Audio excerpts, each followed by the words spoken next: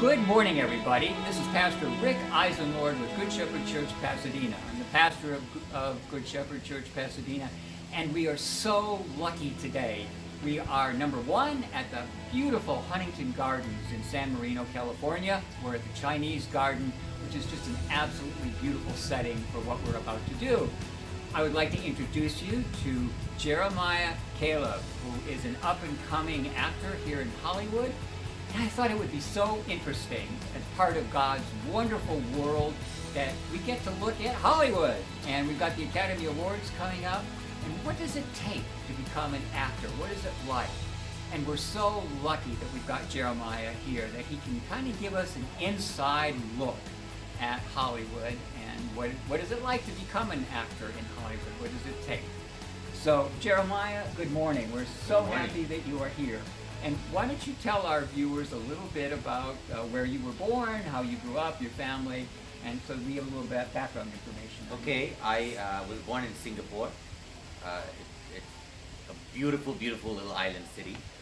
And when I was a little boy, we moved to Wales.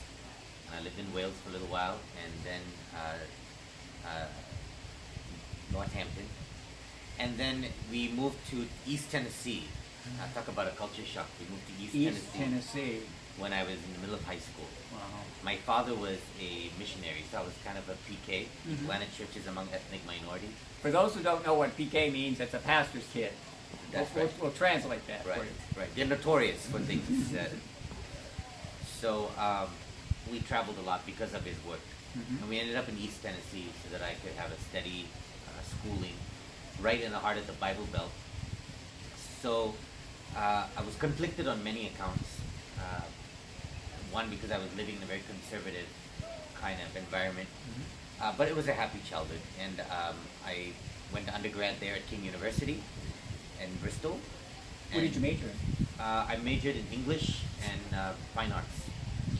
So very early on, I had the acting bug. What is it about acting that interests you? You said you got the acting bug. You know, What is that like? I actually, I've always wanted to get into this. I love the idea of getting into other characters and telling a story. I remember watching, TV wasn't allowed when I was a little boy because I grew up in a Pentecostal home. Wow. And so I remember very distinctly the times where I got to sneak out and go with a cousin. And I remember my first movie theater experience, and I remember watching, I think The Ten Commandments was the first film that I watched on TV, hiding. Exactly. When I think of Moses, Right. you know who I picture? Charlton Heston. Charlton Heston. There isn't anyone That else. is ingrained in my memory. Right. And that's the power of Hollywood. It creates these images Absolutely. that endure. And I remember, because it was forbidden in my house, going to get to watch it, I remember how it made me feel and how it impacted me. The Little Mermaid was the first thing I saw in the movie theater. And then, bits and pieces, but I kept coming away with, wow, this is really, it brings about joy, it brings about this experience. I get to escape into a world that I'm not from. And so that always intrigued me, and I always wanted to do this. But of course, it was taboo at my home to talk about wanting to be an actor. It was understood that I would grow up and I'd be a missionary doctor. That was the plan. Huh? That's right. The Indians become doctors, pastors' kids become pastors. So you throw them together. That's really what happens. So that was ingrained in me. And then I went off to college, and I remember very nervously telling my advisor at that time, and I really have a passion for this. And I want to study Shakespeare, for acting. I want to study Shakespeare, and I want to study the classics. And so he made a quick call to the theater director. Somehow they snuck me in as a chorus member in a musical. And after that, I was unstoppable, because I just started doing every production. I probably did, during my college career, I must have done about 15 productions. Wow. In 4 years.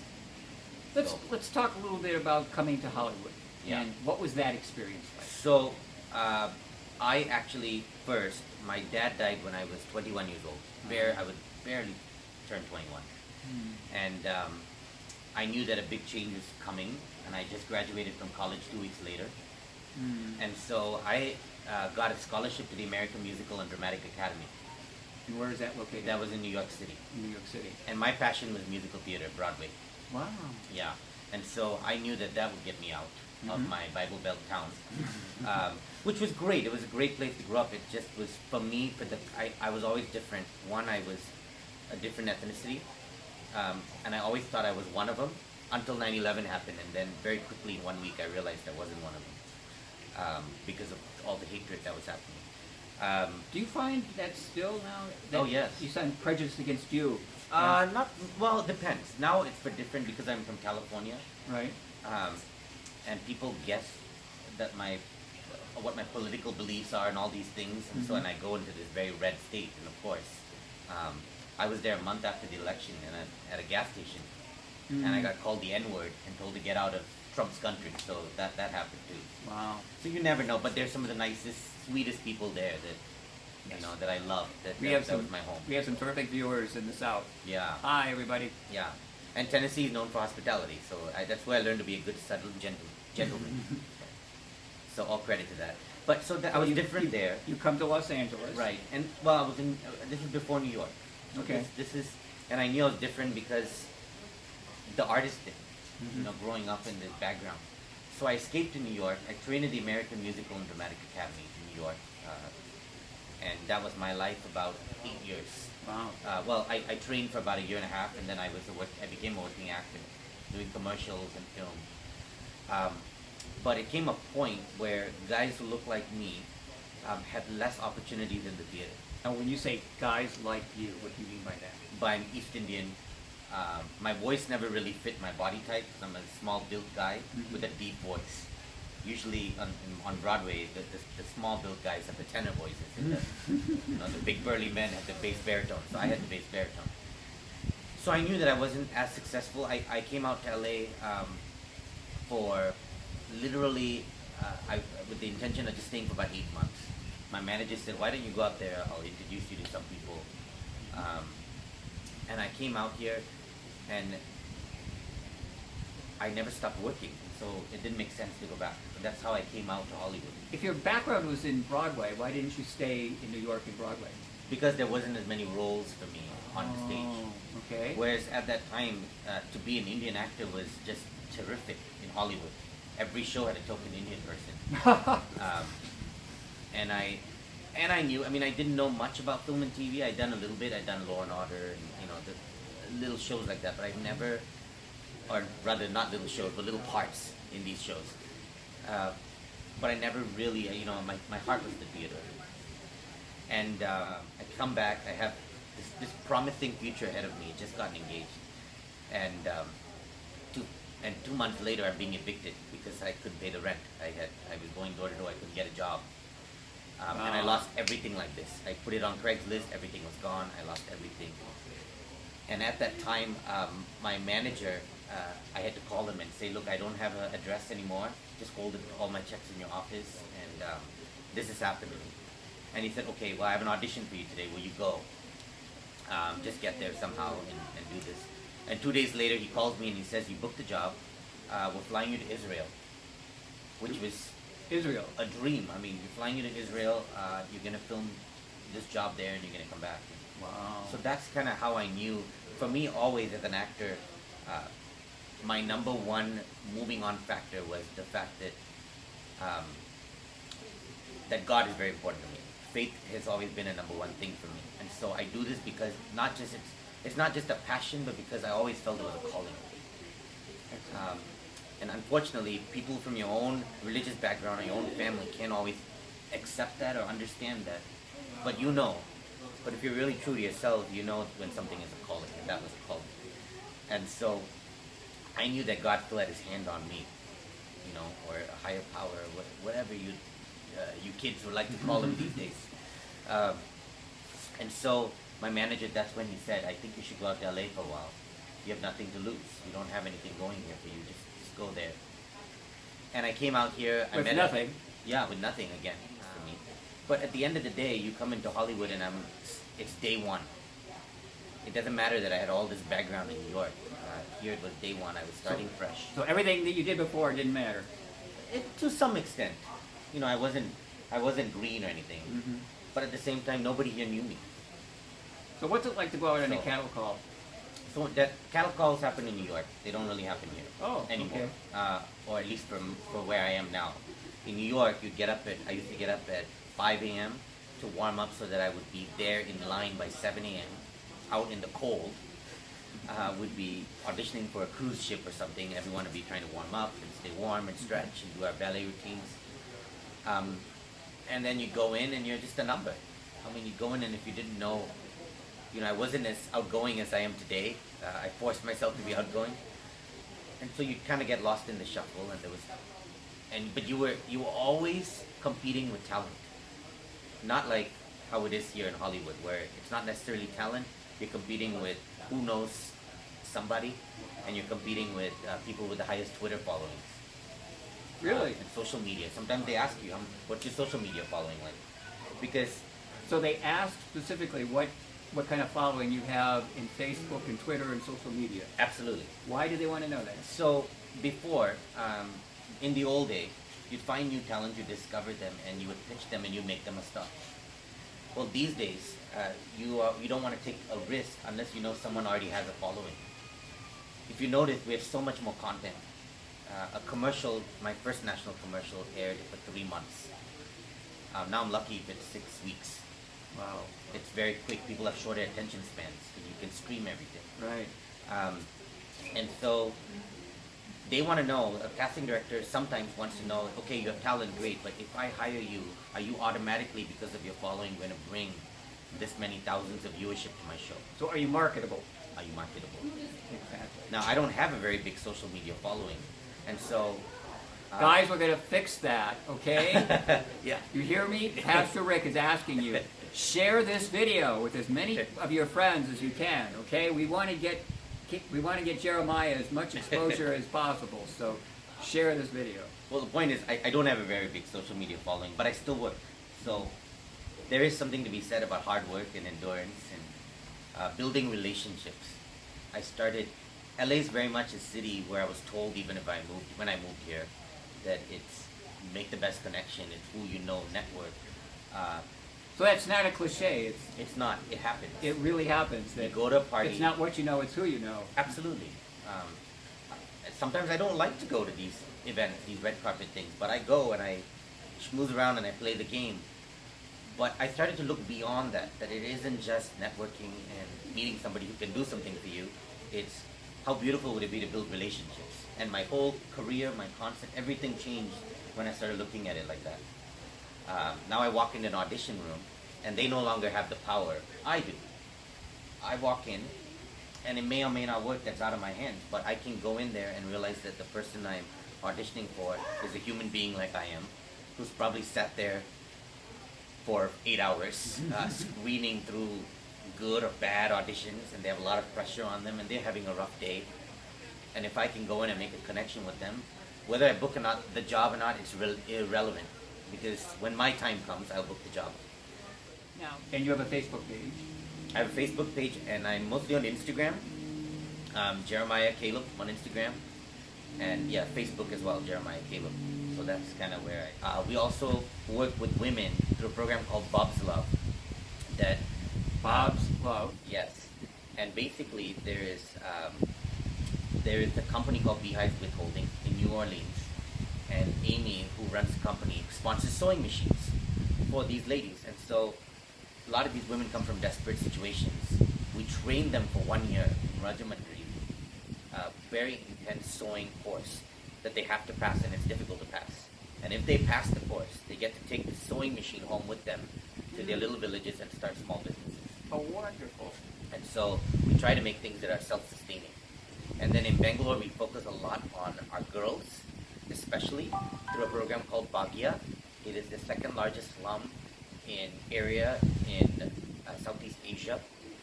And in Bangalore, if you know, it's IT capital now, one of the IT capitals. And so we're training our girls in computers so that they can get jobs in the IT sector and also become self-sustaining. Terrific. And everyone has a story just like the movie Lion, just like Slumdog Millionaire. Everyone has one of those stories. Guys, we've got the original Slumdog Millionaire right here. No, Right? not quite, but Right here. Give me a general impression of what it's like to be an actor in Hollywood. Okay. Is it easy? Is it hard? Is it frustrating? What are some of the things, if you were to give advice to somebody who is thinking about becoming an actor in Hollywood, what would that advice be? What some insights could you give? I would say, brace yourself for the worst because it is challenging, and you have to be good at receiving rejections. It's hard. I don't deal with it well after 15 years. But I've become good at it.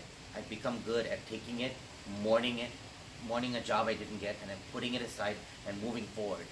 Because unfortunately, actors have the reputation of turning towards substance when we get depressed, for becoming depressed because of the many rejections. And so You're talking about substance abuse, correct? substance abuse, whether it's alcohol or drugs or sex or whatever it may be, that kind of pulls you, distracts you away from your work. So this is, I think the number one thing is, if you're going into this, that you want to know that this is something you can't bear not doing. If you can think of doing something else, do that, because it's much easier. Do this only if you are like me and you think, if I don't do this, I will die, because it's a part of who I am, to create, and it's my calling and I have to do it. So then do it. I've heard actors don't want to act, they have to act. That there's a difference. Yes. That you have to act. Right. It's not just something you want to do, Right. but you have. Right. Well, a lot of times, unfortunately, there are actors who want the fame, not necessarily the work that goes with it. But when you learn to work hard and practice your craft, you start to become very content with where you are. And people generally tend to want to work with you when you're happy, when you're content, when you're having fun. They see that when you walk in an audition, and you're the guy they want to work with. And really, that's the secret to why I book things. Not because I'm good, because there are other East Indian actors who are way more amazing than me. But I walk in and I think I have a center, and I realize my self-worth isn't on the job I'm going to book. But that I wake up and I work on my craft and my creativity. So that's definitely it. I also think that an actor has to be very aware of everything. Watch TV, watch one episode of every show that's out there. Actor has to take class. An actor can't afford to stop working on his or herself, whether it be physically or mentally, or just reading the news, or just knowing what's going on. Because how else are you going to portray humanity if you're not aware? So that's my second piece of advice. My third piece of advice, something I wish was always given to me as a young acting student, was become very good at finances. Be very good at finances. Learn how to save. Take that residual check and invest it. How to manage your money. Absolutely. Because what we were doing is we would starve, and then we would get rich all of a sudden on one big job, and we would blow it all away on eating well and whatnot. And then we're back to where we started. So if you become good at that, that actually also eliminates a lot of stress when you're trying to have longevity of your career. You burn out less, you're less likely to burn out. Keep going. So those are my three top advices. Okay, one final question. If there's some kid who is in his bedroom in a small town and feels frustrated and wants to be an actor but has no outlet to do that, doesn't see a way that can happen, what sort of advice would you give to that person? Well, I got good news for you, because you live in a time where you can make it happen yourself. That you don't need the big casting directors and the producers to get you there. You can start making films. I think actors, number one, you have to learn the craft, right? So you can learn. If you're in a small town, find a university or somewhere where you can audit acting classes. And if you can't find that, find something you can do online. There are many websites that teach acting, instruct online. You can do that, learn, and then start creating your own content, putting it out on YouTube, making the more you work, the better you get at it, at anything. So if you're constantly creating content, writing things, making videos, putting it on social media, getting a following going, you are already on your way up. And you don't need anyone to help you do that. You can do that. You can make that happen. I would also say that if you live in a small area, and you want to make it, you want to pursue this as a profession, know that eventually you're going to have to leave that comfort zone. You're going to have to leave it. And there's so many, we're lucky that it's not just New York and LA anymore. You can go to Nashville, you can go to Atlanta. There's so many places where the industry is kind of growing and spreading. And this is the time to do it.